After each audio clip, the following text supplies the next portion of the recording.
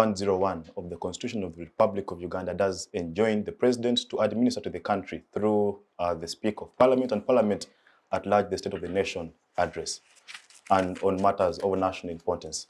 The President did fulfill that constitutional mandate just earlier this week and presented to the country what, in his view, are matters of national importance. So today we convene to discuss and explore that particular address. Does it meet the expectations of citizens in the ever-growing economic crisis, amongst other very core issues?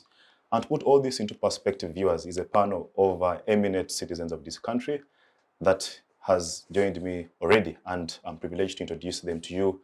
And in no particular order, from my immediate left is Joseph Ochieno. Joseph is a UPC ideologue and a major personality.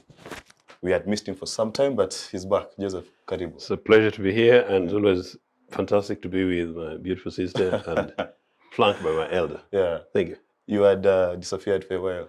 No, just busy doing UPC work and trying to do some of what some service should be doing, meaning enabling and granting hope to the future. So, okay, fantastic. We shall hear more about that. Next to Joseph, and in the middle is the only lady once again. Dr. Sarah Berete is the name. She's the executive director of CCG here in Uganda. Doctor is a regular on this show. Dr. Karibu, in the spirit of Pan-Africanism. Asante, you always make me endangered species. Good afternoon, viewers. Yeah, good afternoon. We are very happy to have you, Doctor. The last panelist on the show is retired flight captain Francis Babu. For the so many titles, we simply call him a historian, a historical rather, and a former second member of the NRM. Karibu. Yeah, thank you. Thank you for having us, and thank you for inviting us on this auspicious occasion to talk about this state of the nation. So it's nice to come here. Sometimes people like to use these technical words. Well, what does state of the nation mean? I think we better look at that one. If we have a body called Uganda, how is its state? How is its temperature? How does it feel? If you were to put on a stethoscope, you're a doctor, what would you find out? What are the political problems? What are the economic problems? What is the social problems? I think a lot of people tend to make it look so complicated. But basically, those are the three major things about a country. So when the president was talking, I heard him. He did go in a little bit in the economy. He tried to say something a little bit in the political side. And the social side, he really emphasized that one because he went into things like education and health and talked about poverty alleviation programs and so on and so forth. But the one where I had wanted to hear a little bit more was the temperature on the political side. What is happening to the politics of this country? I wanted also to know a little bit more about our getting involved in military peacekeeping, military war in the Eastern Congo. I'd like to know what his views were on the the Sudanese problem. And I wanted to find out what the East African community did talk about in Burundi, about Eastern Congo. I would have loved to hear those because that's the temperature now.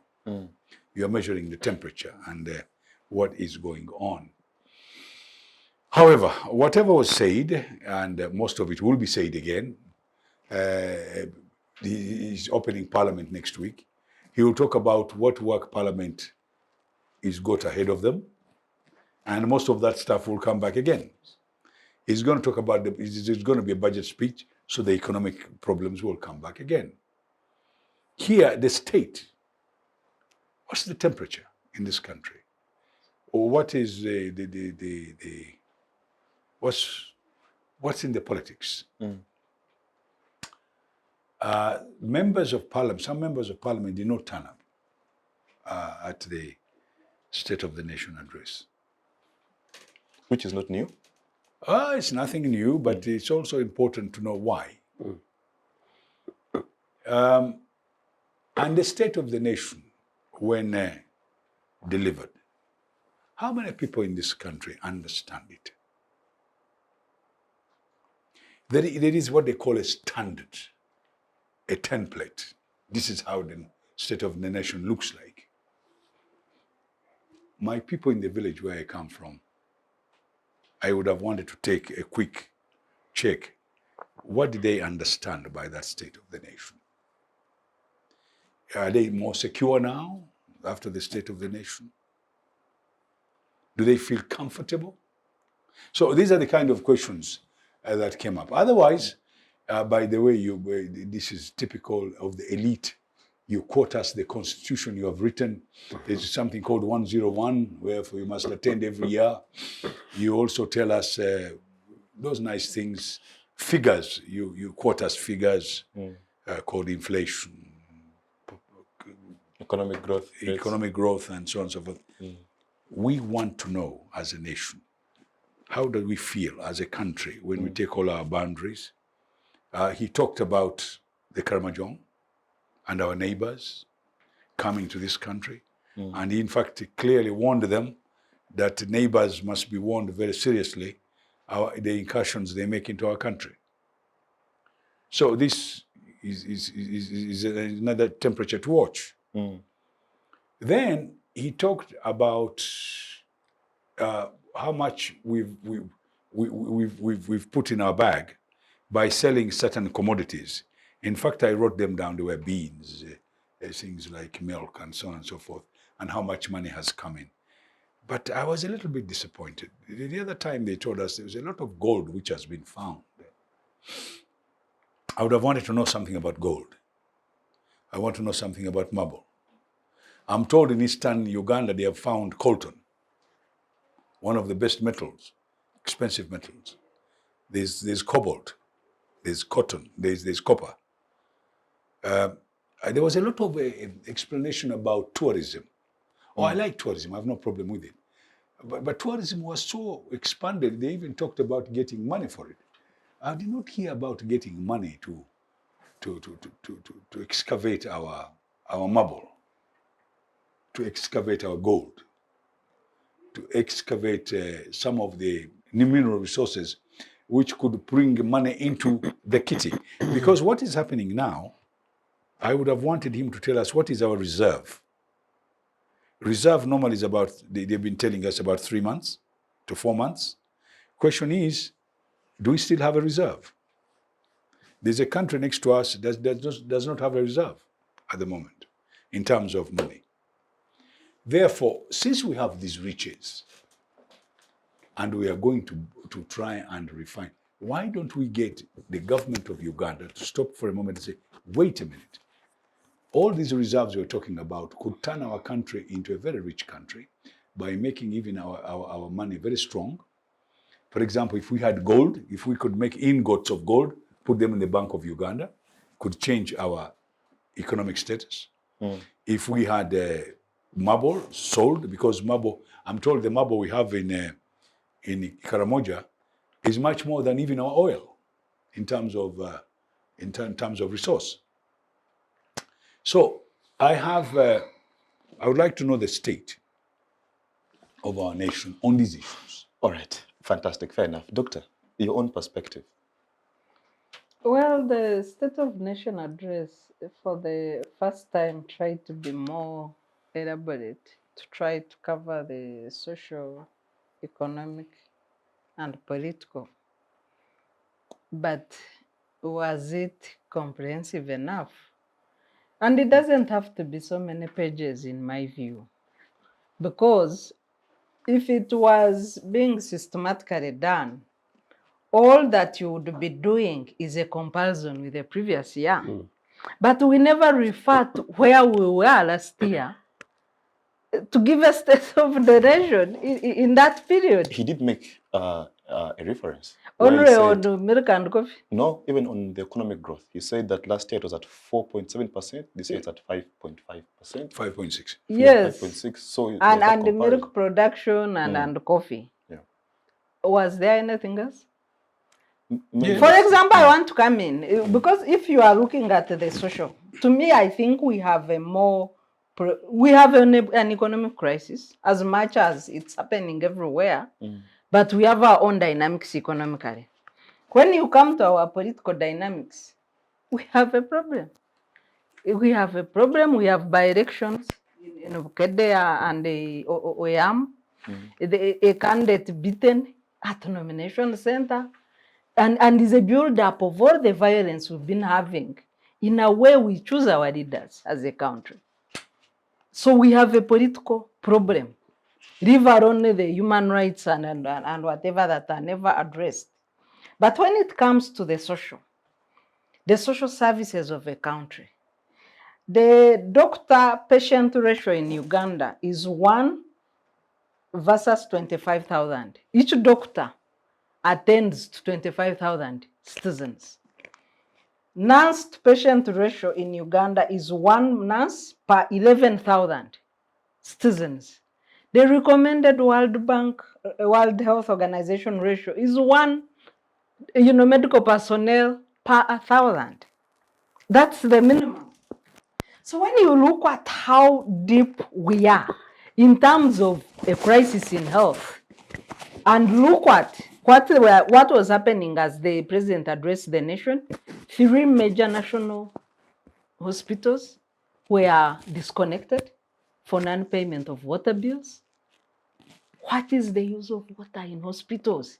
Meaning that whichever patient was in that hospital was a candidate for contracting so many other infections because of the dirt in the hospitals. We have a crisis of failure to deploy 2,000 interns, medical interns. People have studied for 4 years at Makerere, cannot proceed to do internship and graduate. This is a crisis. And remember our doctor-patient ratio, 1 doctor per 25,000 citizens. We have so many. So we have a deficit. We need to take away 24,000 citizens from each doctor in this country. And you are failing to educate, to enable your doctors to graduate. In the same vein, we have a rhetoric about promoting sciences to the extent of creating disparities in the education sector that are a crisis for each school to manage. Schools have had to increase fees to try to stabilize the crisis of salaries in their schools. So you have this building social crisis that we are now institutionalizing, with the Ministry of Health saying, let the rich go for internship. You poor, you go and do other things, forget about your 4 years of education. 5 years, in fact. 5 years. Yeah, forget about your 5 years of education. Go and do something else. Can you imagine? And there was no mention of this in the State of Nation. When you look at the issues that the president tried to tackle, parish development model, which will now be a slogan until elections, because for me, I think it's a major campaign platform. In the design, it looks good on paper, but do we have capacity to implement it? Or are we well-intentioned? Is our intention to implement it the way it is crafted on paper?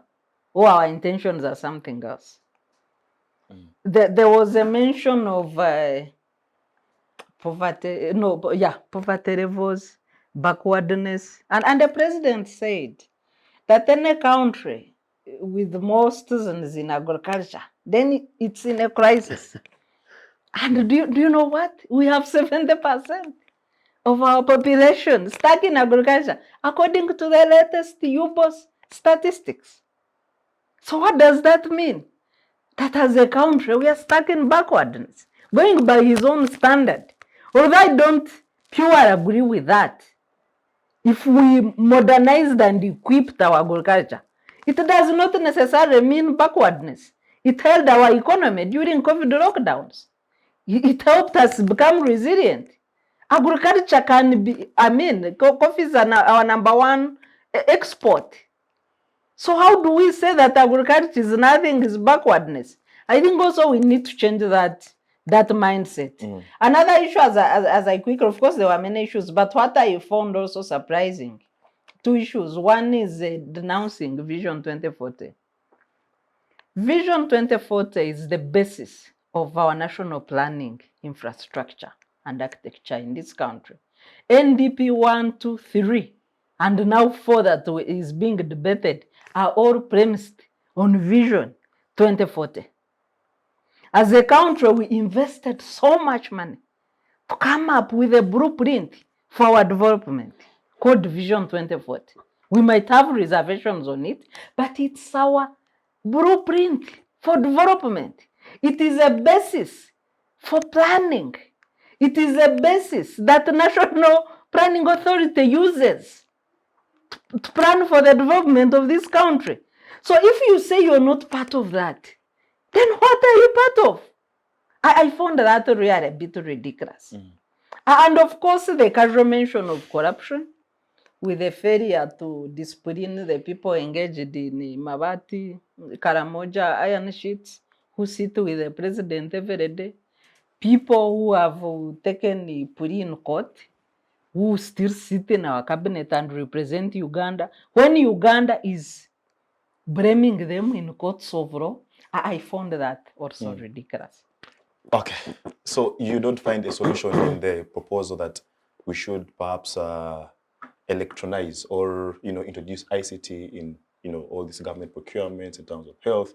Will that sort there of was a mention on internet, and in a celebratory mood that we are using more internet, there is e-commerce growing, amidst a 3-year closure of Facebook.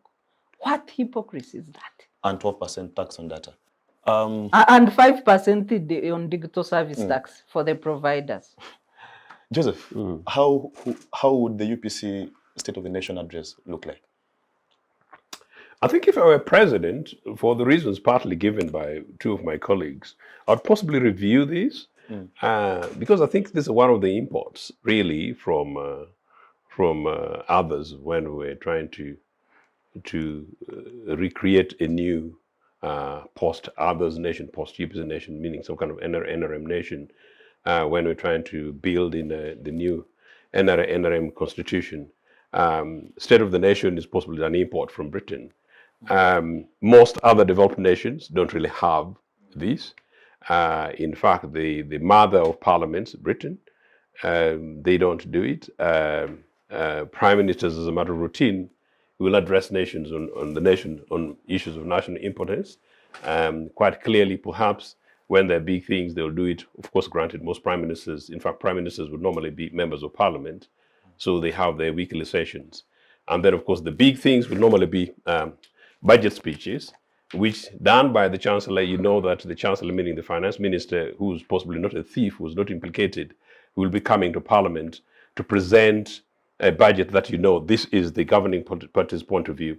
And actually, normally, you journalists will be very, very, very, very much in there critical in terms of investigating all these other issues. You'll know that the big things that the chancellor is presenting will be those things which should have been agreed, and you'll know which one maybe the prime minister, meaning the president, agrees with or does not agree with, and what the positions on say, inflation, taxation, and many other things, how much money has gone to, in our case, possibly agriculture, and why, and the belief of key guys in government, what the manifesto position was for that particular, for the political party in question, what the position view would be on, but generally, where is the direction that this is taking the country? I would, for me, if simplified in that way, for a UPC government, that's what I would do. After all, at the end of the day, my view is that we simplified many of these things by coming with slogans which remain true to the taste and which is going to be the future post-NRM. And that is simply say that we have one enemy that we must fight, and that and then we coined it in 3 facets: the fight against ignorance, the fight against disease, and poverty. And poverty and disease. And then that when you talk about ignorance, you've got education in the holistic sense, disease in the health in the holistic sense, including some of the challenges that would have come out considering the recent spate of killings by people with access to firearms, and where there has been a conversation about the state of health, mental health, crisis in our country, you would expect that this would be the big things to be addressed. And so therefore, investments in health, as Sarah talks about, where you have interns, unable to practice.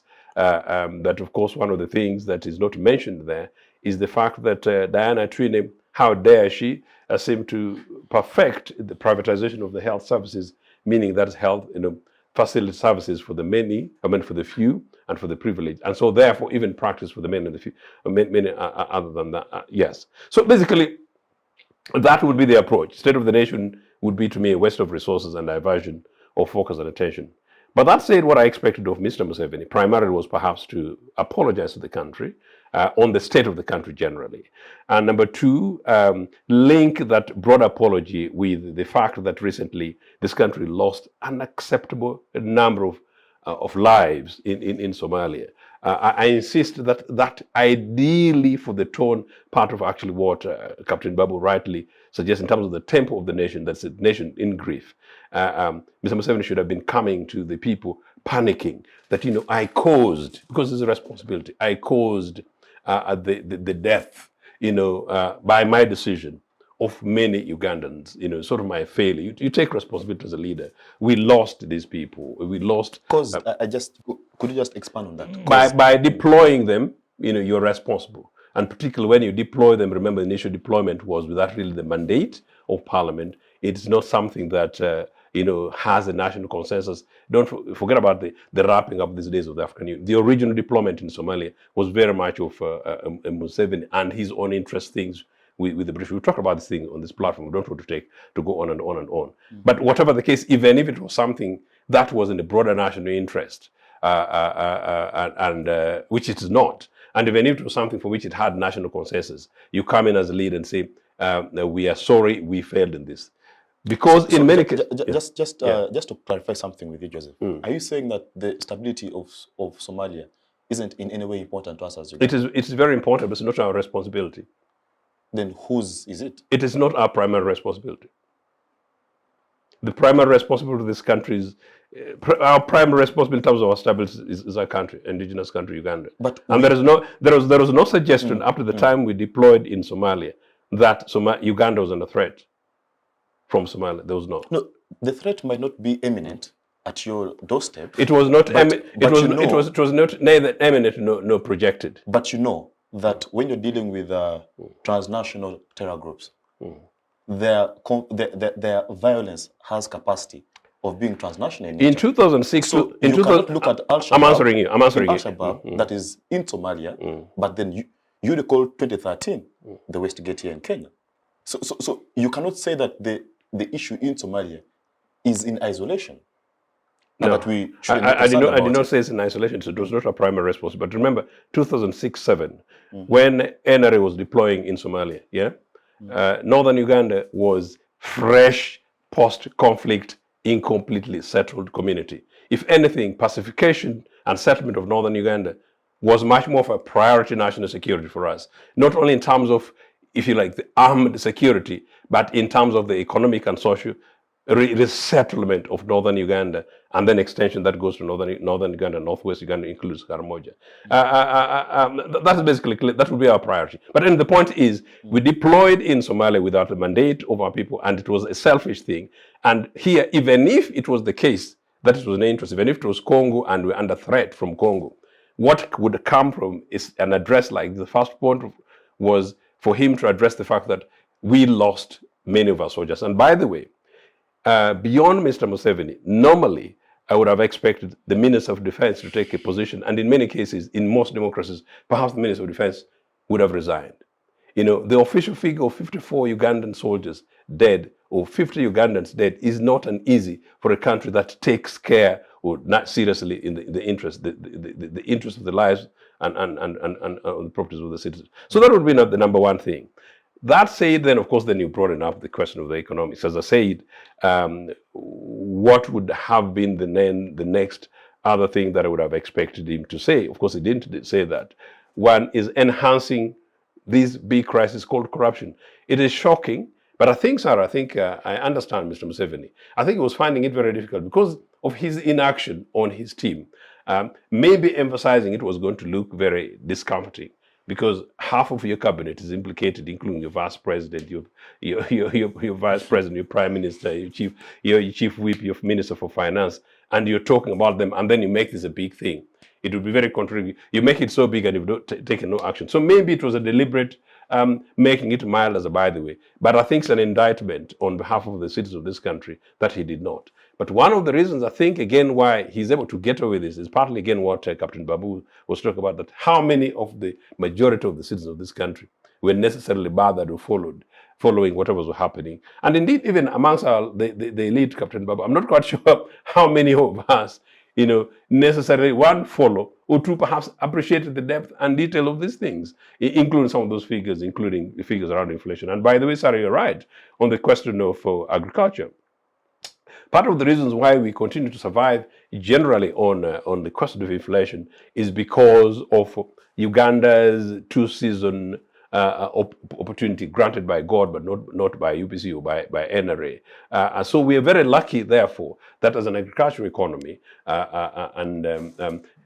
we are able to cushion this relative and compare to most other countries, including our neighboring states. But very quickly, again, almost like a mini commentary then, is the question of tourism. It's interesting that as of the time Idi Amin was coming, tourism was actually our second most important forex earner after coffee. And the government there had deliberately projected as part of our 10-year development program at the time to make tourism lead.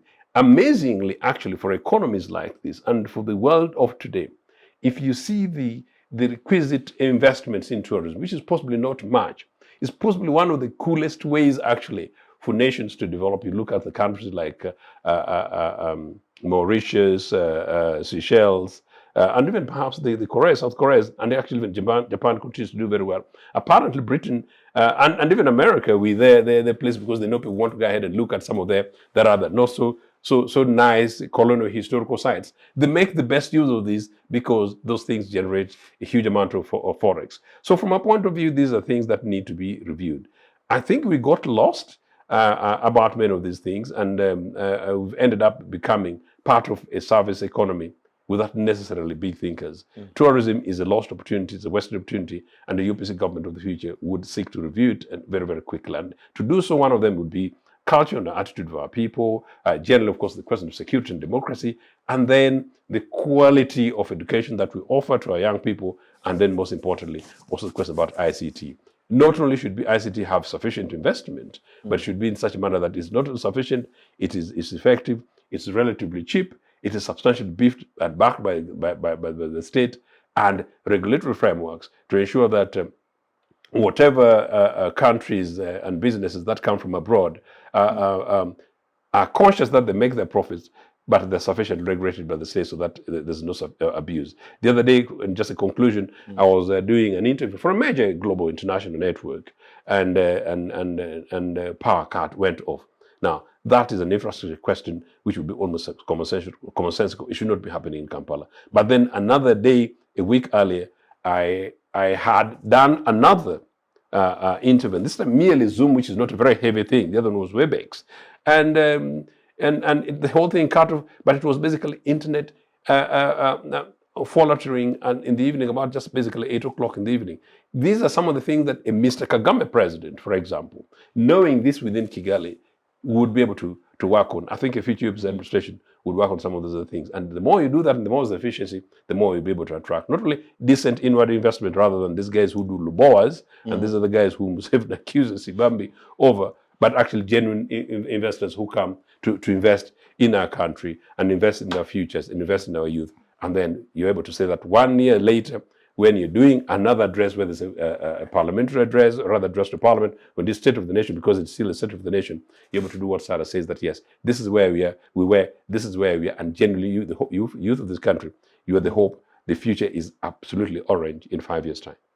Okay, fair enough. Captain, I know much later we shall look at the outcomes and what you make of the NRM and opposition retreats, but you mentioned something and you asked a question that, what is our political temperature? And as we discuss the address in general, one of the core issues that we all agree here is that the economic question must be addressed. But the economy is somehow intertwined with the aspect of corruption. So shouldn't we have expected the president to crack a much more harder whip on people who have been accused or mentioned in some of these corruption scandals? You see, the problem, a lot of our analysts, I keep on saying, they seem to gloss over a lot of our problems. Forget about Museveni, NRM, UPC, and whatnot. Let's look at this country much more seriously. The population of this country has increased to a very big number. We are talking about 45 million from 30 years ago to where we're 12 and 9 and so on and so forth.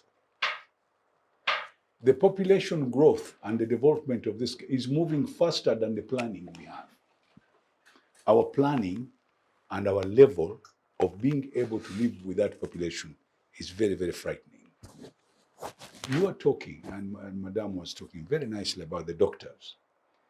Nobody has a plan to realize that our population is moving that fast, and therefore the number of doctors has to move that fast. So all these nice plans which are written by fantastic people really are being overtaken by the development of this country.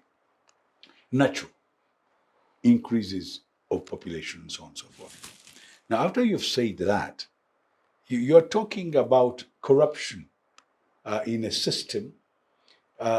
This is, if you like, it's coming because of so many other things that are happening which we cannot control ourselves, including the government itself. So you are talking, when earlier on I was telling you about we need more money into the kitty. We need to look at how we can bring in more money than how much we can spend. You don't realize I was actually talking about that. If we could get more money, then the interns she's talking about, we'll be able to finance them. But we don't have that money. What people are not realizing, how much money are we putting in? No, Captain, we have that money. We are only putting it elsewhere. No, we don't. This is the problem. People keep thinking we have money when we don't. Did you have a look at the budget of the Speaker of Parliament for the next financial year? Yeah, the budget. Sorry, the budgetary allocation Yes. to the office of the Speaker. Yes, how much is it? How much is it? It's much, Captain. What?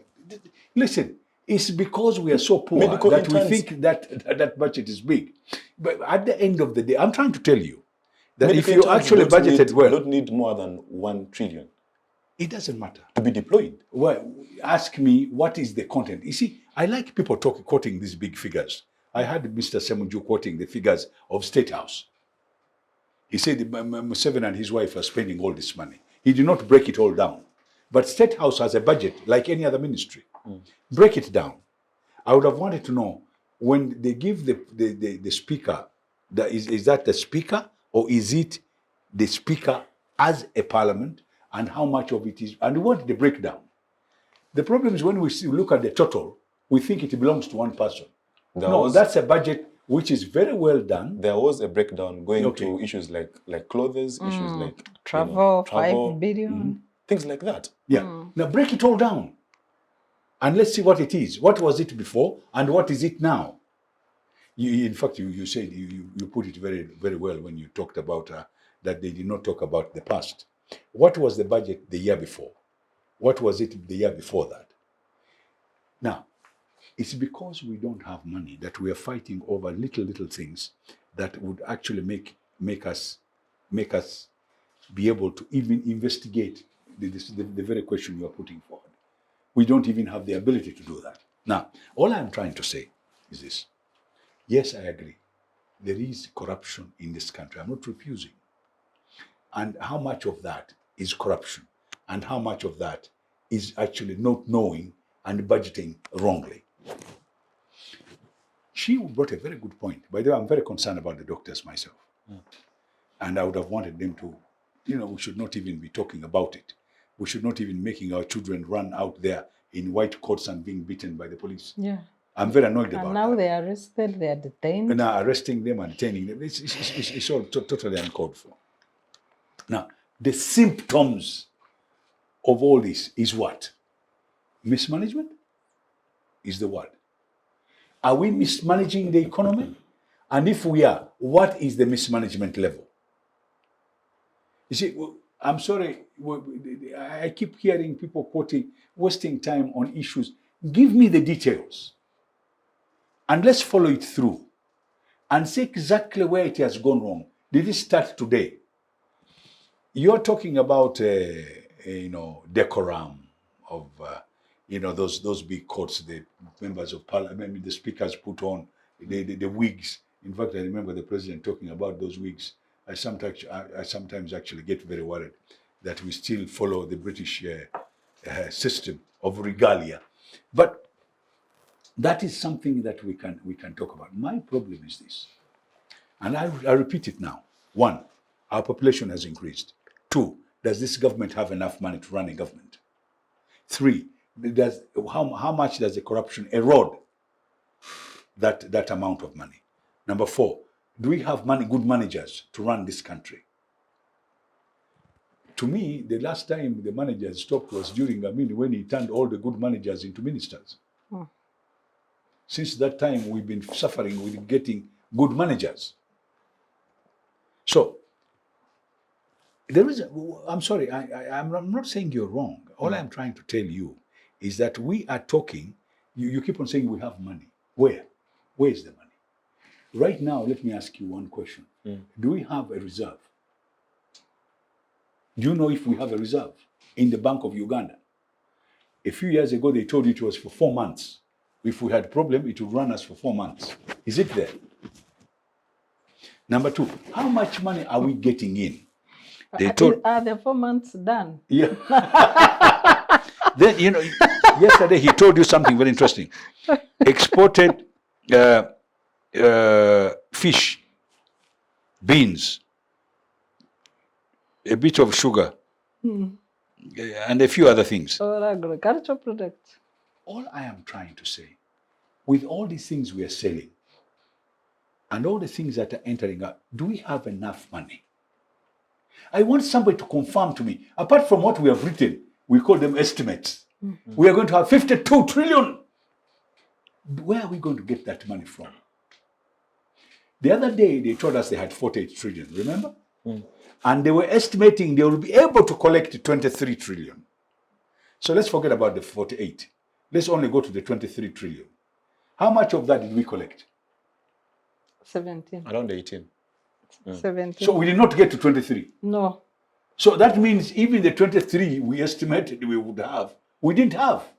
But can we use that 18 properly at least? Good. Now that's where now you're coming to where I was talking about. Let's be honest to our Ugandans. That really we are talking about, this is the amount of money we have. And the way we are dividing it, maybe it is not good enough. That's where you come in.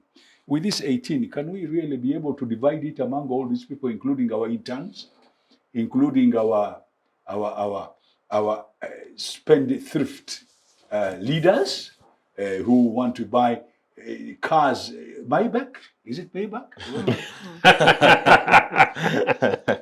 Maybach and cars that even Microsoft boss doesn't have. Yeah. I am worried, and by the way, I'm honest about this. I don't think 18 trillion is enough, first of all, to pay salaries, to pay the debt. Let's start on those two only before we go anywhere else.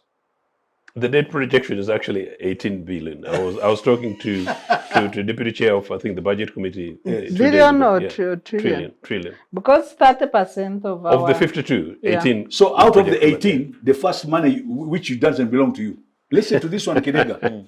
Before you even talk about 18 billion, that's what the one the first people who get the money on, the first one is debt on that 18 billion. So first, how much do they take? You said how much did they take? 18. Yeah. Projected from the 52, yes. Yeah. Then what remains for the salary? Nothing. Then we go to borrow again. No, that one borrowing is our money. Some of us put in Kenya. We want to borrow, but that's all right. What I am trying to say, and Kidega, I'm sorry, I'm going to disappoint all of you. Uganda does not have the money you people claim they have, and the little, which are the small pieces that fall aside, is all we steal. There's nothing. So my take would be, yesterday's I would have wanted to know, that 18 trillion, can we get more? And where But do we get more it from? where? Aha. That is now the question. And I'm very happy you've asked that question. I've told you where. Why do we bring a Chinese company to dig our gold when we could hire a company or hire experts to dig our gold under the Uganda Development Corporation? We form a company. All of it Uganda would- Gold, whatever it is. All of it would be stolen. No. That is Okay. one element Before of I the get principle. to No, that's that- one element of the principle, Sarah. Okay. Yeah. So if it is done Okay, like that, then okay, the stealing becomes another issue to Yes, deal with. okay, Yes. let's first deal with So that's it. Now you tell me, you keep on telling us about Karamoja. I am saying Karamoja, the problem is not cattle rustling, is stealing the good, the riches of Karamoja. Yeah. People are stealing what is in Karamoja. I'm a very disappointed man because somebody is stealing. And I hope it is, I don't know if they are Ugandans or they are non-Ugandans, but the riches which are underground in Karamoja going all the way up north includes uranium. They include semi-precious stones like rubies. They got gold. They've got oil. Did you know that? Karamoja has got oil. Where is that information? It Can is- we it have? is- Can we have information? Excuse me, the government itself has said Karamoja has got oil. The government. Yes. That's why Captain Babu is saying that actually part of the State of the Nation address the other day would have Should had to be be- much more we detailed. We much have more detailed. Yes. established these oil deposits, these gold deposits, yes. these are our Yeah. And exploration. Maybe the rights. impediments to Sarah, why do we get this gold and we're sending it to China? Why not to the Bank of Uganda? But who is benefiting from that? gold? Can I just actually tell Private you individuals. one other thing is because from the beginning of the conversation when you're saying that you're surprised this was not being delivered, I was actually trying to be shy to say that actually it's not being delivered because if that information is given, Because you will then know the more. private individuals will Precise. not benefit. Certain people will be outed basically. Let me tell you, countries like Israel, Singapore, they've got an equivalent of Uganda Development Corporation. Yeah. The Uganda Development Corporation will get companies set up to extract that gold. Set up a company to extract the fertilizers. Set up companies to extract the... But there is a very big metal in your place there in Agongera, around there, which is very rare. And the whole world wants it. That alone can change the face of this country. Why not get experts? Tell them, listen, we want you to extract this for Uganda. They teach us how to. You pay them to show us what to do. Who And to we- extract? Yeah, and we And get you our pay them their Ugandans to fees. be trained, like we're doing with oil. But not to waste 20 years trying to train the people because they are my brothers and sisters. No. We train our experts. We've got very brainy young men in this country. And women. So I am saying, let us, and women, I want us to get these riches. But let me tell you, tourism is very good. Fantastic. Captain, I want to first speak the opinion of Doctor regarding the president's proposal towards addressing corruption. Because What did he propose? he proposed two things. One is that we must strengthen the judicial system so as they can, easily prosecute and bring those who are corrupt to book. That is one. Two is that we must adopt sort of an ICT-based approach towards procurement of all these government, It's called e-government. processes. Yes, E-government. e-government. Yes. So those two solutions, do they address corruption in this country? They would in a country that is governed well. With this commitment. For me, I think that the act of President Museveni, and we have precedents before. We have had a trial of 3 ministers in Gavi case for corruption. We have had a trial of ministers, including a VP, during Chogam for corruption.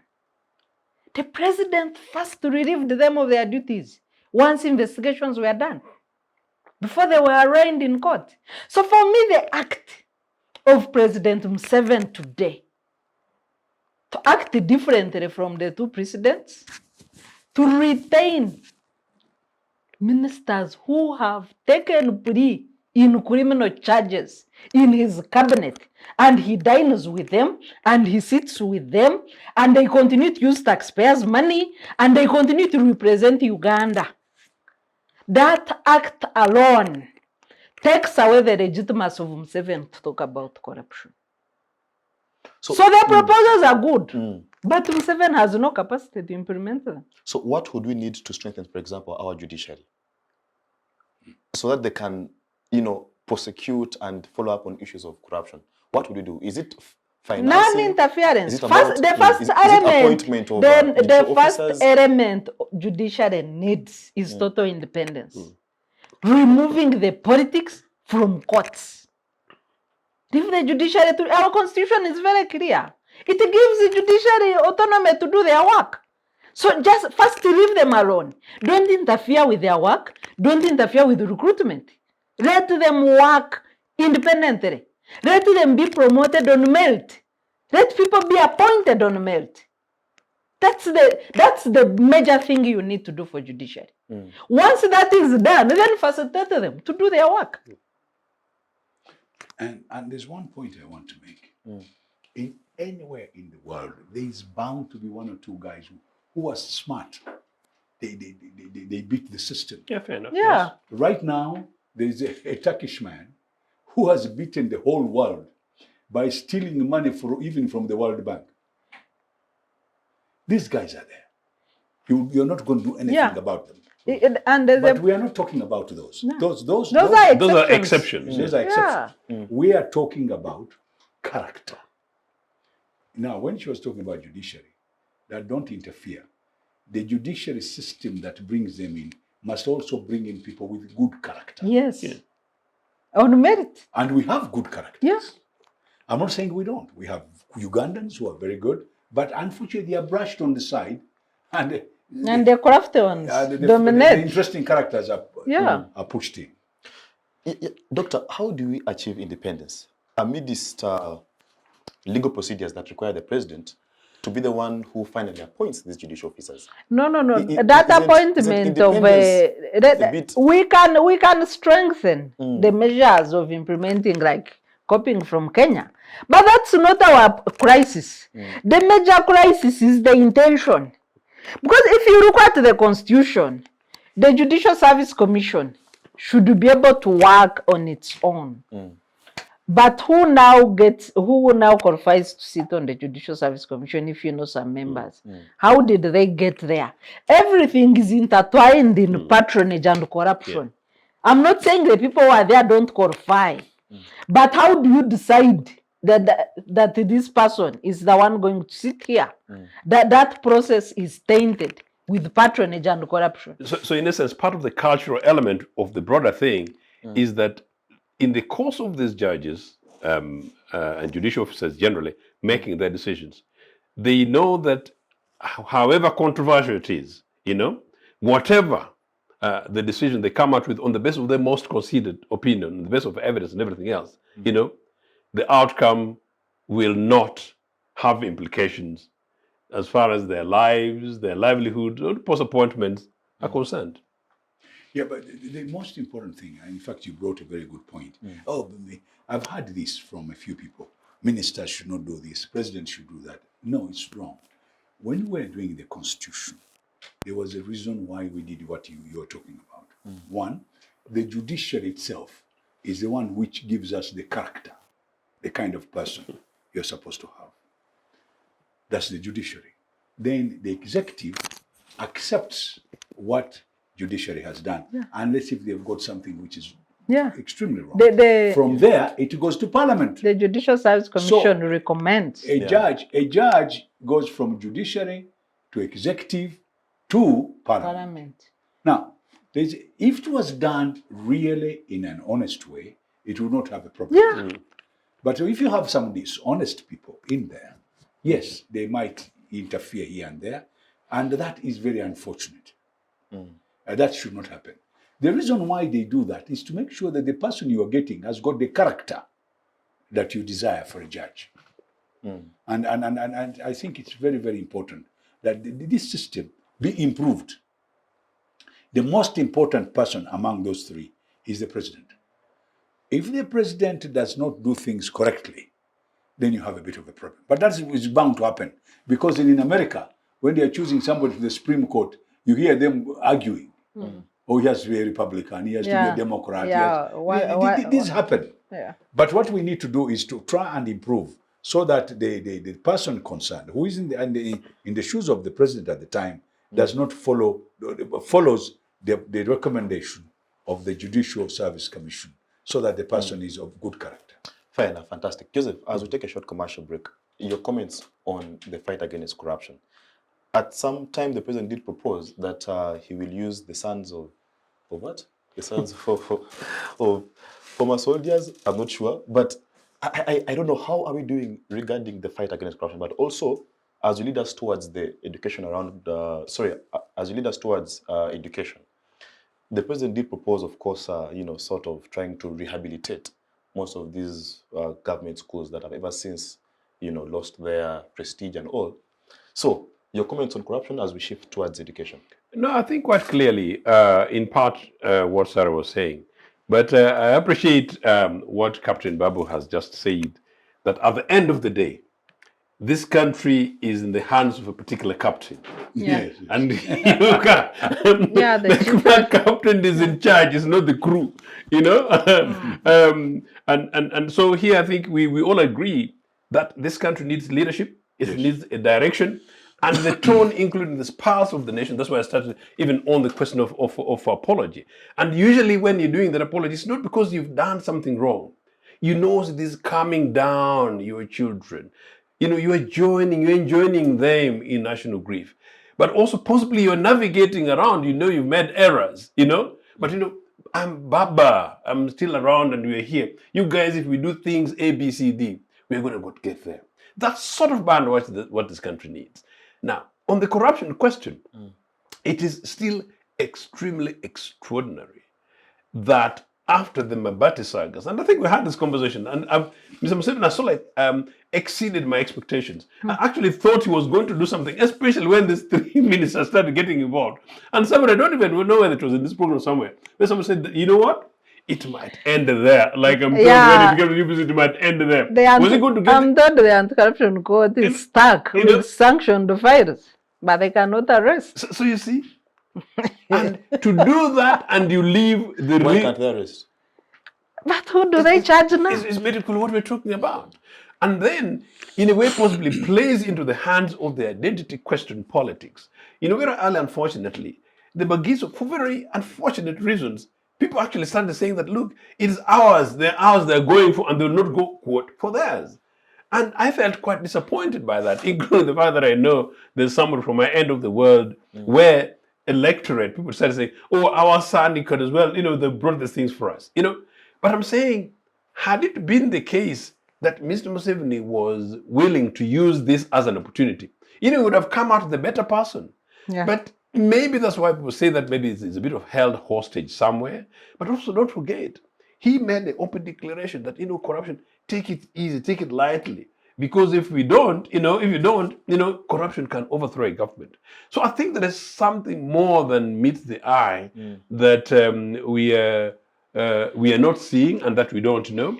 And many of them can be speculative. And because we are on television, and of course civic-based television, our job is to provide leadership and not to become speculative and create situations in which maybe we continue enhancing rumors. And somebody said, be very careful arresting corrupt people. You might arrest yourself. You see? so in a way, no comment. But to the extent that it has been suggested that corruption causes, in terms of losses, is up to about 10 trillion. According to IGG. When I first saw it, again, I thought it was maybe a social media hoax.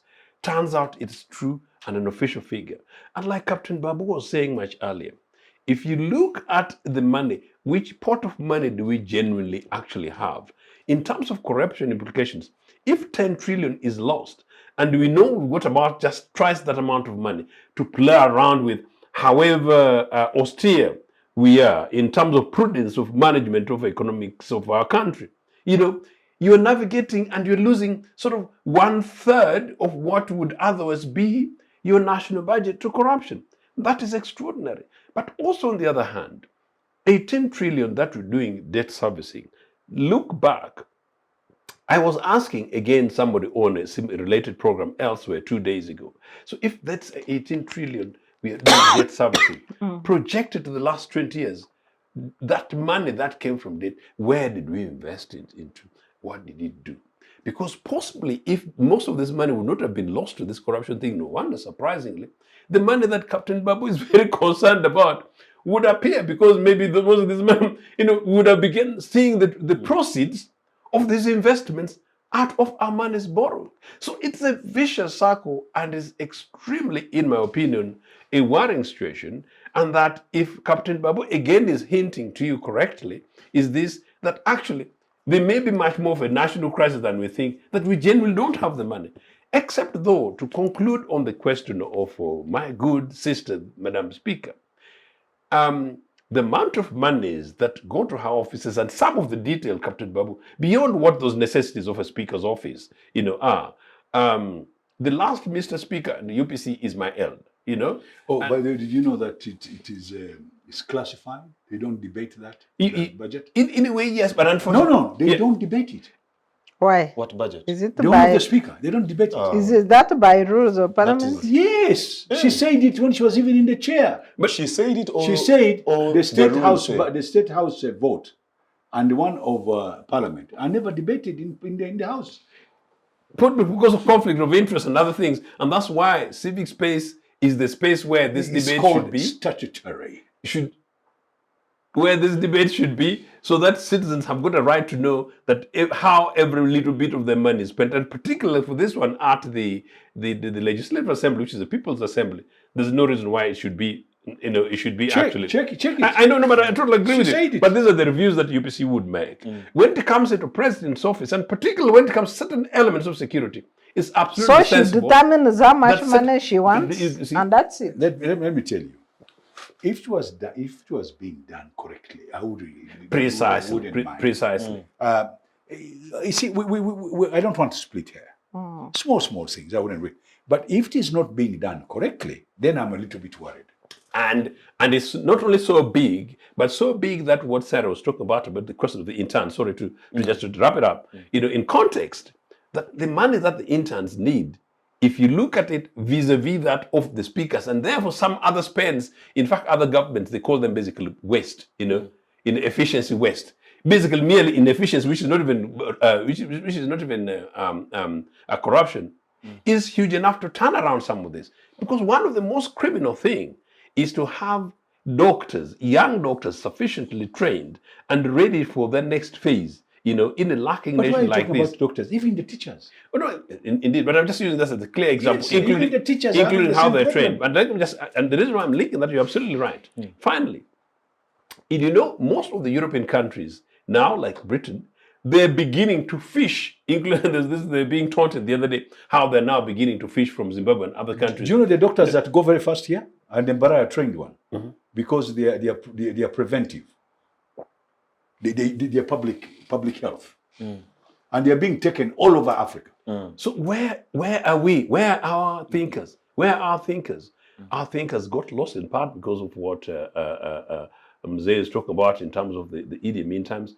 But the critical element to conclude, which is shocking, is we also now don't have national planners to do projections, not only to manage the pot of borrowed money, which is basically, in this case, possible, not our money, but to actually help us think long term in terms of speculative economics, which are common sense. It's not surprising that Katonga falls down, and we did not have a foresight that it was going to happen. All right, we are due for a short commercial break. To the viewers, just keep it tuned and see you after this. Digital rights are those human rights and legal rights that allow individuals to access, use, create, and publish digital media, or to access and use computers, other electronic devices, and telecommunication networks. Digital rights include a right to freedom of expression, information and communication through technology, a right to privacy and data protection, a right to credit for personal works, a right to universal and equal digital access, a right to identity, a right to anonymity, a right to be forgotten, and a right for protection of minors, among others. The state's digital rights are frequently violated through various unfair actions, for example, blockage of websites and social networks, theft of credentials, unauthorized use of people's data for personal gain, privacy intrusion, online censorship, arrests and intimidation of online users, internet blockages, and the proliferation of laws and regulations that undermine the potential of technology to drive social, economic, and political development worldwide. It is hence every citizen's responsibility to respect rights of other digital users and to speak out or report to the responsible parties when one's rights are violated. We'll be back from that short commercial break. So we shall spend maybe the first 20 minutes or 15 to wrap up the nation's address and look at the outcomes from the political parties' retreat. So, Doctor, as we try to conclude this, is the aspect of education, which to me is very important. You know, I think it was Nelson Mandela who said that education is the greatest equalizer, that you can come from wherever, from Tungamo, but should you have a chance to access education, then you can attempt to be as equal as any other child. So how are we looking at education as a country? Because the president did propose that, well, we need to start by rehabilitating, you know, some of these formerly prestigious schools, you know, like Toro Girls and all. Let me tell you Yeah. something, So- just to give you information. When I was in the Ministry of Education, we were called to talk about those schools, the ones we had inherited. And they asked us, what can we do to revamp those schools? We are talking about Ntare, St. Mary's, Budo, Mwiri, Nabumari, Teso College, St. Leo, Nyakasura, all those nice schools. They talked, a lot of people said a lot of things, fantastic things.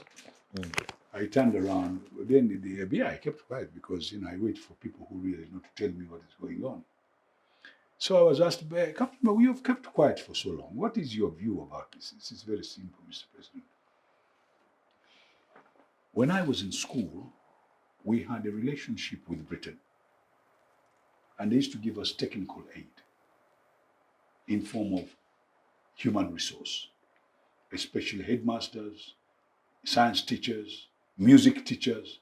In fact, that's the first time I ever saw an orchestra because we got a music teacher from Britain.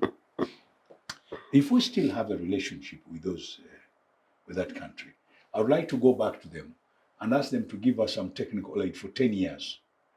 And all these schools, we give them 5 people from that country to revamp those schools, and we put in money and make them go back to their heydays. These gentlemen you people are talking about, they are very nice people, but they don't have the capacity to bring these schools up.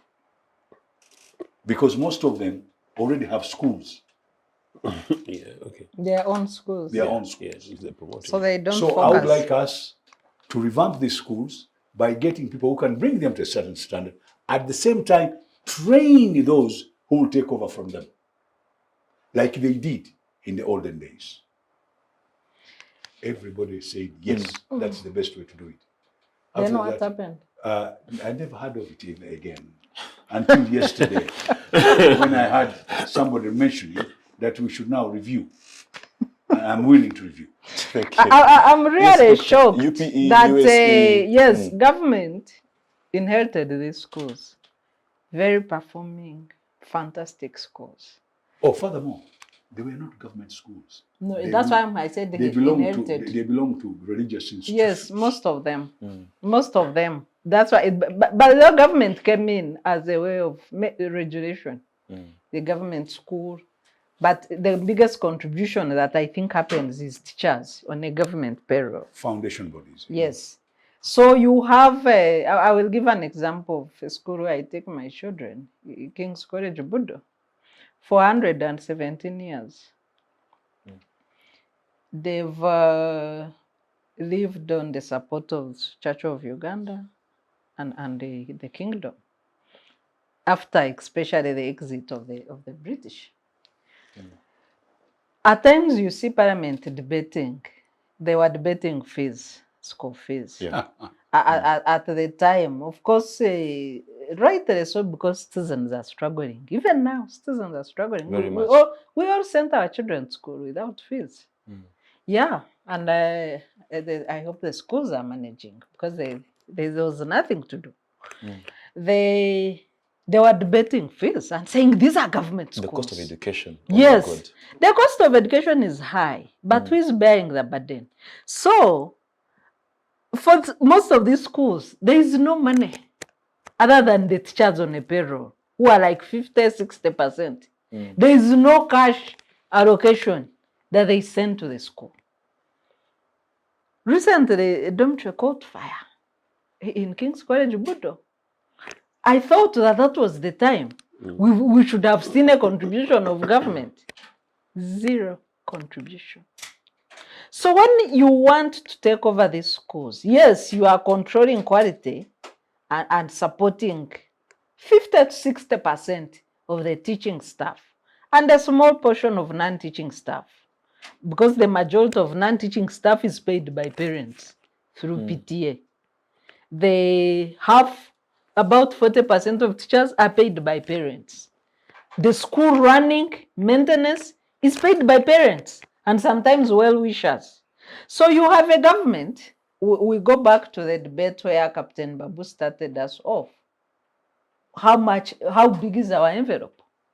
In this new budget that is yet to be read, I was quickly looking at the what was approved by Parliament, both the majority and minority reports of the budget committee. Our resource envelope in this financial year we are concluding, I think we have 1 week to go, was 25, projected 25 trillion. We collected 17.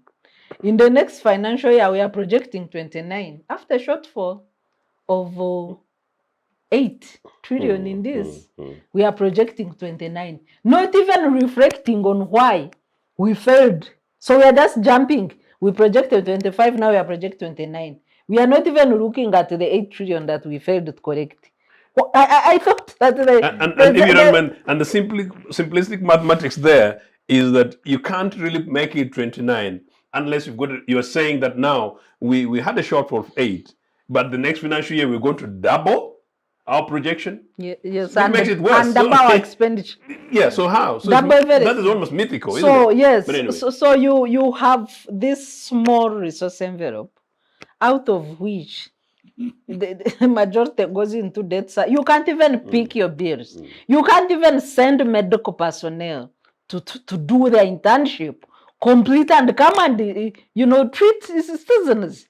Then you want to take on a burden where you have no resource. We have less than 4 million Ugandans paying tax on behalf of the 42 or so.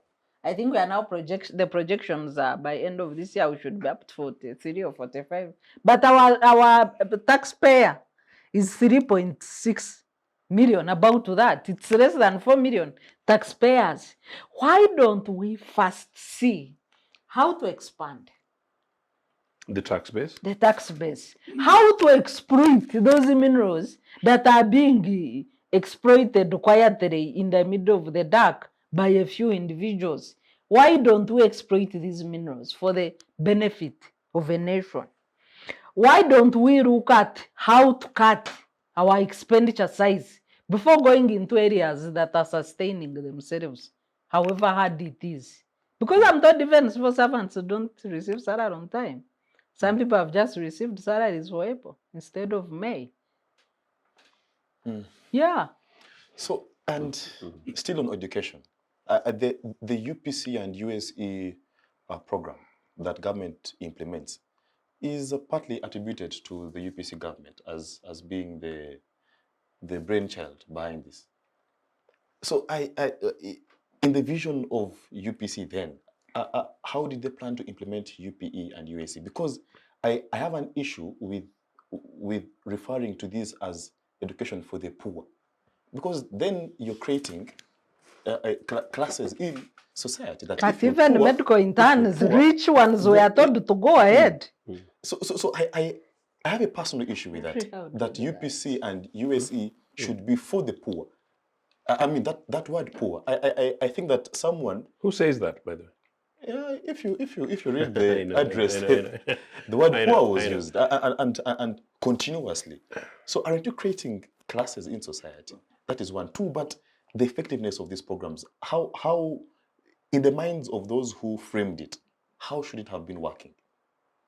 These guys Is it zero cost completely, that government shoulders every cost? these guys had no clue. These guys had no clue, and it's one of the biggest national disasters. The manner in which USE and UPE has been implemented. In fact, the leader of opposition just the other day, I see pictures doing this in rounds in social media. Visited a school in Luweero where there are hundreds of young people. In fact, again, if you look at that picture, if it was not for them there, you think it's a Photoshop. But it's a reality. There's several tens, hundreds of young guys, wrapped up in a classroom without desks. And that is in Luweero, the hub of the creation of NRA-RPA. So that in itself tells you something very important. And then number two, and this in a building that was built by the last UPC administration, like of the first UPC administration first, not even the second UPC administration, But your question is this, and Sarah, I don't necessarily buy that a bit in terms of the principle of the educational system currently. Which one? On the question of whether or not government should be able to become much more interventionist. In fact, I encourage us going quicker to reclaim a hand. No, government should go, but do we have the means? So my issue is we should first organize the governance. No, then I get you. Yeah. I get you. Now I get you there. Yeah. So the original principle was this: that now. following the 1964 Educational Reform Act, government, in part, what Sarah was saying at the beginning, went in to democratize education and to make sure that when there was gender mainstreaming, by opening up very deliberately girl-child institutions across the country. And that started as early as 1962-63.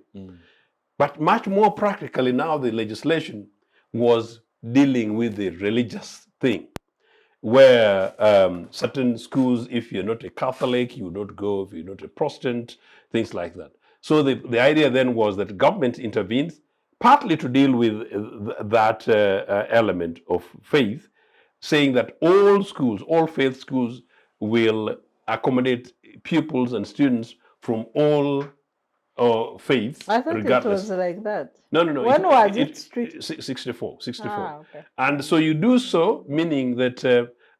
Because now it's integrated. Yes. If you're a Catholic school, granted you will consider doing your morning faith, morning prayer, run it on the basis of that. But Muslim kids, if they qualify, they will come. So you join the school on merit. But what then government was going to do was to inject resources, for teachers, administrations, and then the students and people's contribution. So basically, the schools then were regulated, but you can almost call them the state, but run for you as like the caretakers. You're a Catholic school, run yourself, whatever you're doing, but as part of an integrated educational system. And it worked. Now, so those were the schools that then exist, meaning religious schools. But beyond that, the non-faith schools then came in, like the Toro Girls of this world, the Wenyanga, the new schools then that government builds, the Shimonis, you build it, and everybody else comes down there, and government takes 100% full control of it. But what was it? The resource contribution, those schools were 100%. A primary school in Mainagongara, I keep on talking about Mahanga to basically answer part of your question. Mahanga was started completely from zero in the 60s. And within... Is it still there? Yes, but because that was about what state is it? But the disappearance of Uganda Road. Eh? But I know, but Sarah, this is a good story. In 1972, meaning within about 6.5 years, that primary school produced the best people in the country in 1972. Fantastic. And this school was started as a part of an urban space to care for some of the Asians, because with the urban space, Asian students, peoples, and things like that, and it was non-denominational. And it was able to do that in 1972. So government role is extremely important. Now, the UPE and USE. UPE was supposed to have been introduced in 1972 as part of a 10-year development program, and by then their suggestion was that by over a 10-year period, government would have the capacity to absorb all the pupils, and pay for without compromising standard. Fast forward in 1981, again another 10-year program, because of the lapse, and a means time. Again, another projection that was by 1991, we would be able to have UPE in 1991. And as what a privilege, they told me, this personnel, that look, based on our economic performance between 1981 and 84, the OECD guys said that, well, you could start it in 1986 or thereabout. What I said, no, we'll stick to the 10-year program. And they told me that, Joe, I refused because I wanted that by the time this is introduced, there will be enough schools, enough classrooms, enough scholastic materials, enough teachers, and our ability to pay without compromising standards. So really, all these things are possible even today, if in part we're able to address some of what Captain Babu was saying. How much money do we have in the pot? How much goes to President's office? How much goes to defense? How much goes to agriculture, which is employing 70% of our population? It's really about fiscal prudence in one hand, but also on the other, how not to spend money to Speaker's office, and how we should also be able to review the President's budget. And by the way, in many of these other things, the money is actually not literal. That if we're able to say that, look, austerity is for everybody, the poor are struggling, the schools are struggling, maybe legislators, let's take a 50% pay cut for 12 months. Actually, maybe ministers, let's take a 20% pay cut. The biggest budgets in this country should be education and health. Precisely. And then finally, before Captain, you come in. An example of what happened in Zambia, where the Zambian president, and is a businessman, by the way, so you'd think it would actually be taken very much by market. The people say, no, from now on, the cars driven by ministers are going to be of this range. We can't afford it. And from now on, if you want to use your own thing, whatever, you can go ahead and buy if you can afford. You will do this. And they make savings. And out of these savings, nothing stops you being able to inject some of these monies to elevate some of these things. So it's really, really a cultural change, and it has to be deliberate. And for me, I believe these things are possible. It is hard. But finally, because education has been privatized for such a long time, and some of the things that Captain Babu said, huge amount of interests. I was speaking to a top Ugandan lawyer friend of mine 6 months ago, and she told me that, Joseph, you're complaining. There are many private schools. She was complaining about my complaint about the Buganda roads and the Shimonis of this world. She said, but no, the private schools, they're there, they're doing well. She didn't get my point that the issue is not about private schools. Shimoni is now a private shopping arcade. The issue is how many can afford private education, and whether or not by making it private, you're simply making it a non-democratic. And I thought I didn't know Mandela said that. I thought I'd bought it as my own thing by night, that education is the #1 equalizer, because it made me able and capable of having conversation with Museveni, Kasaija, and anybody in this team, because I had education from Nagongara, and it was a quality education. Yeah, education is important. I agree. Captain, how can we make education affordable? The problem with an African is naivety. Our friends, the Asians, the Koreans, the Japanese, are not naive. They learn. When the British came here, they didn't have parliament, they didn't have anything. They were running this country, and they were getting taxes, and they were getting things. They made the Africans grow coffee, cotton. They took it all and made money. But if you look at the British government then, they did not build schools. They did not build hospitals. The people who helped us to build schools were NGOs, religious organizations. The British made sure they did not spend money on that issue. They made the NGOs do it on their behalf. They could contribute a little bit, I'm not saying no. Even hospitals. The best hospitals were religious hospitals. In Zambia, Rubaga, eventually Kibuli, and all where you have missionaries, there was a hospital, there was a school. There was a hospital, there was a school. Remember? Now, we never copied. Why did the British do that? Why is it that they never built these schools? It was towards the independence, when people accused them for having exploited Africa, that they started releasing certain things. One of the things they released for us was the dam, because they wanted to use it to make money still. The other one they did, they said, I think we better put up, working with the government, let's encourage them to put up hospitals. So the first government was made to put up hospitals. And then from there, they put up certain schools. He was quoting a few. Oh, yeah. You have people like in Tare, you have things like Nyai, Navisunsa here, a few schools which were made by government. Now, But there were very Susa few. is a government. Yes, it is. There are very few. So why is it Susa faith-based? Because it's Muslim. It is It's not based on the faith-based. foundation of the area, things like that. I think it's still And faith, more is- faith. Yeah. Yeah, it is not is still there, but Yeah. Okay. The whole point is these guys also play games. So if you look at all the nice schools which were built by government eventually, things like Intare and a few others, you're going to find they were built at the level of those religious institutions. And then during that time, because they could not give everybody money, they started bursaries. So regions and the district started giving their children bursaries who were doing very well in secondary. For me, my advanced level was paid for. All of it. I also got a bursary at A Yes. level. So those were government bursaries. paid. Yeah. Yes, Yeah. full. They even refunded the fees I had paid. Me from Because I was the best girl So in O now, level. these were bursaries. Yeah, you did know. Excuse me. These were bursaries. No one. It was not government paying for everybody. Certain children were given bursaries because of their performance. Yes, like me. But advanced level, because it was new, it was part of university initially, and then they made advanced level. They made most of Uganda paid, districts were paying for their children in advanced level. Now, we never thought about that. The population was small. Even the number of children were fewer. One does not look, if you look at independence, how many children were in school and what the population was, you will find that the percentage will not be very big in terms of percentages.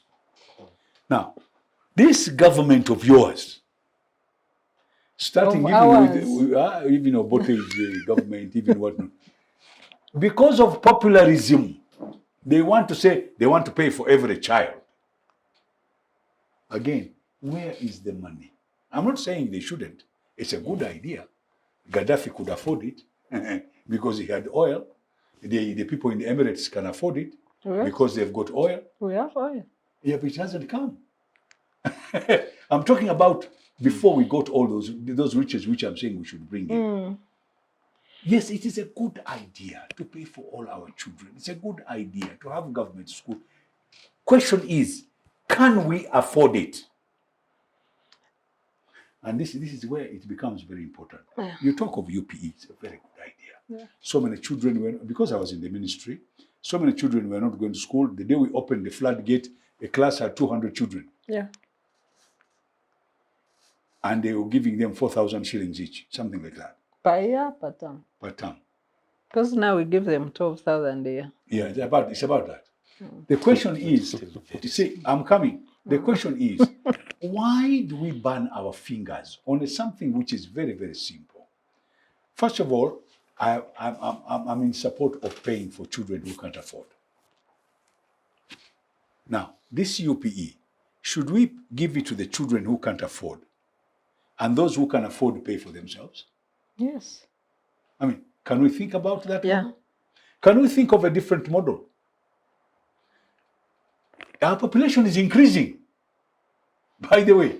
And this is where the problem is. When they started the UPE, it started by the internationally. Yeah, account And then we had Kajuli's children. report, I don't know whose report. 46%. Then we had white paper. Just to add on Yeah. your data, Captain, 46% of our population is aged between 0 and 15. That's almost half. So they are school going. Yes. That's almost half. So let me go back to this. Yes, I would like our children to be given free education if possible. I would like quality free education. I would like them. I like to make sure that there's equal access to all our children. I'm happy with this religious thing. You know, you should even throw it away. But at the end of the day, when you put your hand in the pocket, Baganda have a saying: "If there are holes in your pocket, it actually whistles." There's nothing. Our port is whistling. We don't have money to support that program. And the money which is going there, which you're going to say, oh, but there is a bit of corruption, is so little that even when they steal it, it makes it even worse. So yes, I am going back now to this point. Do we want to have that free education? Yes. Where should we get the money? In all our resources that we have in this country. Get the resources, put it in the education. Prioritize. Get the resources, put it in health. Get the resources, put it in administration. And then roads. Then become normal. Don't have a parliament of 529 yes, people. Exactly. How do you have a parliament of 529 people? Act normal. Our country is poor. 150 members. Making every remember when we got independence, we had 10 districts, 15 districts. At the time of constitution, we had 56. Let's now go back to independence. Yeah, we need to go back. We had 15. Let each district bring 10 members of parliament. How many are those? 150. That's the end of problem solved. Doctor, I'm afraid we have to shift gears to. I just wanted to conclude that no, it's important. If future UPC government would commit itself still to free education, universal education, I get Captain Babu's point, but obviously we qualified it well. These are things that we can afford. We could afford this by 1972, regardless of the numbers. We're going to afford it by 1991, based on the projections we had in 1984. We're committed to that, and we're going to provide universal, free, and quality. I think the issue is a prudence in terms of the mobilization governance of our resources. Joe, if we cut our parliament by half, would have money for education. I was actually going to have money for free education. I was actually going to go to that. And by the way, while the population has grown, our population normally grows. RDCs just our population grows. No, RDCs we have to be very careful. By the way, I think these people have made it wrong. When I was young, we had a DC. They can. But the district commissioner was a very highly educated person, and he made sure he gave you service which central government would give you, like birth certificates. But they behaved like they were the number one civil servant in the district. They were not politicians beating opposition and the rest. Don't spoil our system because of that group. Okay.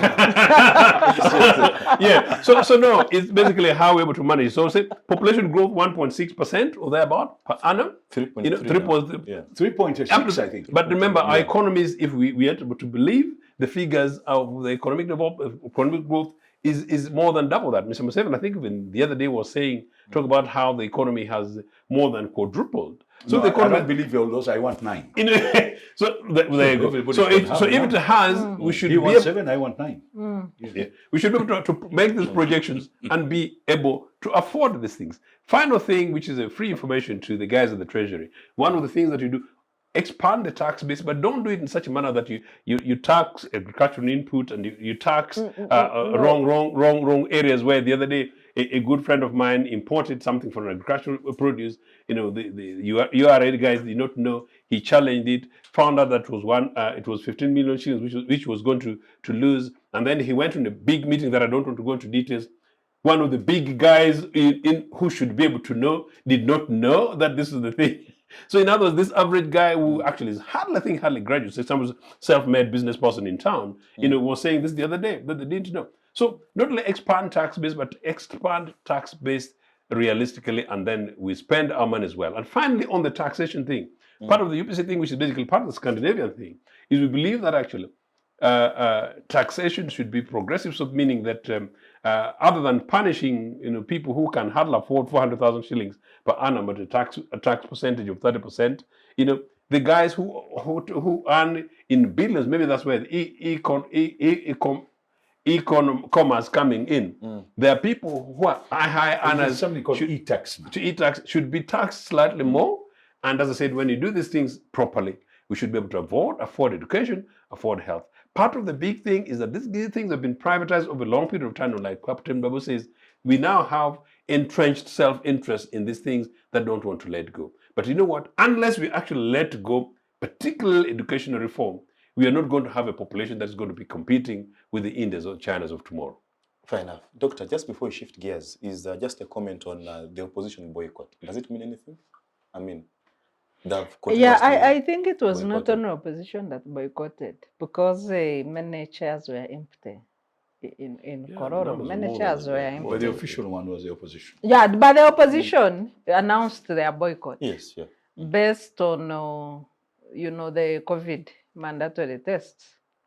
And then the president announced at the end of his speech on how he had contracted COVID. I wish him quick recovery. No, actually, he has confirmed now. He has got COVID. It's been confirmed. Yeah. Yes, he has COVID. So the after immunization, and I hope all MPs are immunized because we all took our jabs. After immunization, and given that the World Health Organization has announced that COVID is still with us, but it's no longer life-threatening, I think there are measures that can be implemented. Because if you come to think of it, Parliament meets every day in their chambers, Tuesday, Wednesday, and Thursday, and then in committees. They do work every day with each other. Do they test every day? And these are the people that you're coming to address, although also diplomats and other people are invited. Why don't you yourself do your 5-meter distance away from the MPs? Because how much money goes into these mandatory tests? COVID might be with us like the way we live with malaria, the way we live. For how long are people going to be subjected to mandatory tests? When that measure has been waived globally, why? Let the president come, keep his 5 meters away from everybody, maybe stay near his wife, because after all, they stays with him. But leave the tests of the MPs, because it's a lot of money. It's a lot of money. I think those mandatory tests humiliating, actually. Need to end. Were the UPC MPs present? I think I don't know. Almost certainly, certain people in the UPC who've got special relations. There is a faction which has an alliance with NRM. I saw them. Certain individuals in the UPC will gladly be able to be there, and that's what I'm saying. But as a matter of principle, if I was advising, I would take the view that UPC shouldn't be there for the reason that Sarah has actually given. And as I said before, for my position as a UPC leader, I would be seeking to review these things. Because even these events themselves accumulate a huge amount of resources for nothing. Meaning some of these things that would rather have been somewhere else yesterday rather than actually doing this. And finally, the other day, today is Friday. But the other thing is that that day I was dropping up a good friend of mine at the Monitor, and the road was blocked for a very long time. And from the Monitor, I went to, I think, 7th Street, and I discovered that there is a pool. Are they fixing potholes? There's a pool there where vehicles cannot go. I could see them, don't go there. So basically meaning vehicles will sink on the 7th Street. Then after that, we came and reaching the roundabout near the rail station, which looks like a rail line, which looks like a ghost. And vehicles were stuck there for about 30 minutes, and people were so furious. And this is for the record, actually. There's a man who told the lady police officer, that he said, don't. The woman was trying to explain. Why was the road blocked? Because Mr. Museveni was passing, And then these guys got annoyed, and the woman said, "Oh, what did we do? The president's passing." And the woman said, and this guy said, a very well organized guy, by the way, not an angry man like sometimes we'll assume. You still call that man a president? So point is, obviously, that was quite surprising, in particular to the poor police officer. No, I don't call him a president, but I understand that. But the point here is not about that. The point is that the anger generated out of nothing. and the frustration. And for me, of course, you know, I don't miss such an opportunity. I said, you know what? Can you see, having come from that mini pothole down there, meaning the delay down there, then you come here waiting for this other guy for this particular reason. And I say, you can see how impatient people are, but they've been patient for 40 years for Mr. Museveni. So, no, this event is neither here nor there. And for the tempo that Captain Babu was talking about, maybe if Mr. Museveni once in a while has space to think and review on his own. Because the poor man has got a huge burden of responsibility, and now he's quite old. And maybe if many people around him help to think about many of these things, then maybe would be reducing on the burden of creating much more undue anger. You know, I actually resent being stopped on traffic. You can fry. You can fry from Entebbe to And so you Kororo. put Kampala at a standstill because you're going to pass. The business you know, center. You know, you put the business center, and you know, for 20 minutes, for 30 minutes, 40 minutes, I'm told sometimes in an hour. You know, some people have been more unlucky than I am. People And then you're stuck. going to make that speech, and people are struggling with children in school, and people, including, I know somebody, a young lady, by the way, who's struggling with the back problems. And the other day told me, and I said, you haven't gone to a doctor. She told me that, Joseph, I don't have money to go for a medical consultation. And this is a young average graduate who turned 27 4 days ago. It's extraordinary what's going on here, national crisis and national priority. Okay, Captain, your comment about the boycott, but also as we shift gears towards evaluating what we think could have been the mischief behind the NRM convening in Chankwanzi, but also the opposition convening somewhere here in Kampala. I think one of the most renowned conventions and the outcomes of the NRM Chankwanzi was the dissent from the Honorable Mugisha Muntu and his group, the Honorable Maria Matemba at the time, who disagreed. Today, I think it's about, yes, you know, whatever is put, it's about agreeing. So, I don't know, these political party retreats, do they still mean anything? No, political party retreats we'll talk about. But let me go back. I disagree. When I was young, when you refused to eat food, they punished you. When you refused to eat food, you were punished. We did not send these people, whether opposition or not, to parliament to run away from responsibility. And although they are saying they are making a point in terms of showing that it's a political game, Boycott is a democratic it's becoming stale. They have done it for some time. It has not yielded anything.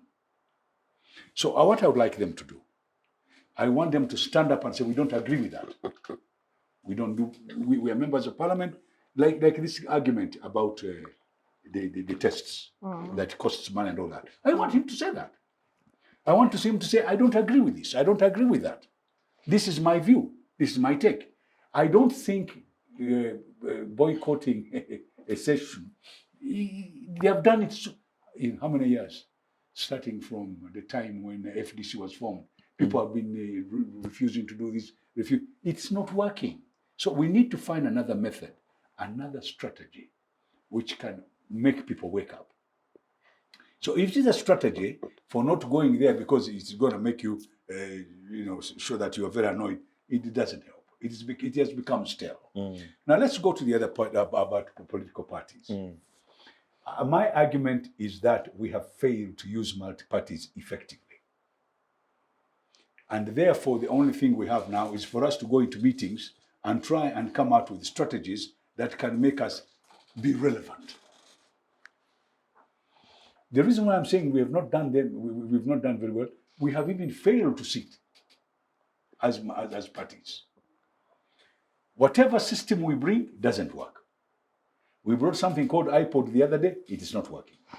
We have failed to get another point where multi-parties can sit together and talk. There's parliament, don't they sit there all over? In fact, I was coming to that one. But it shows that we can talk because in parliament, we are sitting and talking.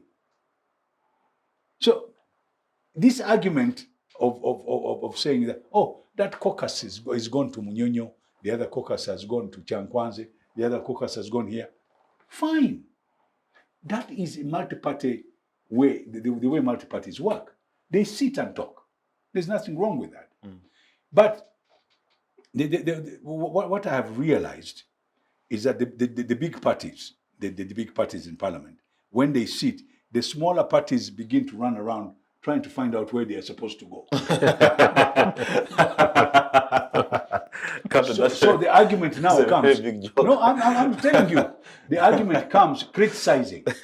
What I've realized, and this is a Uganda problem, this party criticizing the other one criticizing the other one, instead of coming out with the resolutions that are going to help.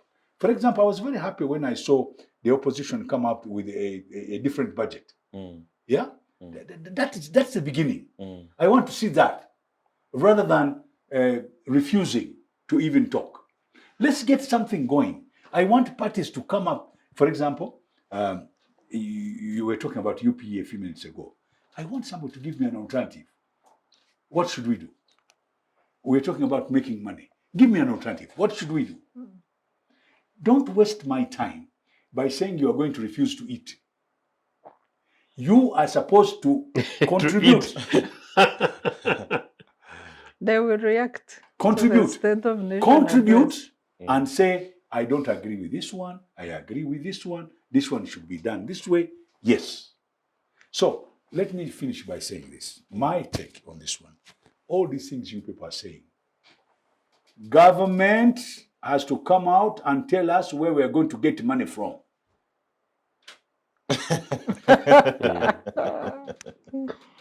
Number two, this expenditure you're talking about, what are you spending? You know, you're talking about expenditure. We know that over administrative costs, yes? And we know that one which is being stolen. Yes, we've been told it's about 10 trillion? 10 trillion. Yes? Now, first of all, we've got to stop that hemorrhaging of the 10 trillion. Then we've got to get more money because 18 trillion is not enough. We want 27 trillion, that's what you say? With the coming time? Where do we get that difference? From 18 to 27. The difference there is about 9. How do we get that money? But then you're saying your budget is 52 trillion. Where do we get the other difference? So my take on this one, I don't want to waste my time. I want the government to show us where they are going to get money from. And when you talk about taxation, I want to warn you. Recently, you pussyfooted around with the small businesses, they closed down. Yeah. Nobody, you can no longer, you know what they're doing? They're doing their businesses in their garages. They're not even renting in town. So the small businesses have said, oh, is this what you're going to do? You want me to buy a computer software to pay you? I'm not buying, so I'm closing the business. So I'm now selling my clothes by calling you. I'm selling my Delivering at office. Yeah. In So, the car. so all I am trying to say, the government have to change its approach. The Ugandans know what is going on, reduce administrative costs, get our resources so that we can sell them, stop stealing the resources of this country, stop corruption. Thank you very much. Fantastic. Doctor, your comments about the retreats, but also therein you put in your parting shots. Yeah, it's difficult to come in after Babu has summed it up. But there was a unique guest at the Chankwanzi, and I don't know why media never covered this. Pinet was invited to address MPs and to revive the botched coffee deal. So when she started addressing the MPs, she said she thanked the president for finally being given an opportunity to educate the MPs. But the address became very difficult because the MPs told her all the thuggery around that deal, including her signing an agreement as a witness, yet she's carrying on as an owner. She was not a shareholder in the companies, and all that had happened really. And I'm told she ran off prematurely because even the president was shocked and his guests were shocked, and she took off from Chankwanzi. But and that's why there was no mention of Pineti in the address. But away from that, I think that parties in a multi-party system, leaders have to meet, conspire, and keep conspiring for better. Not to conspire on how to cheat and shortchange citizens. Conspire to make citizens better.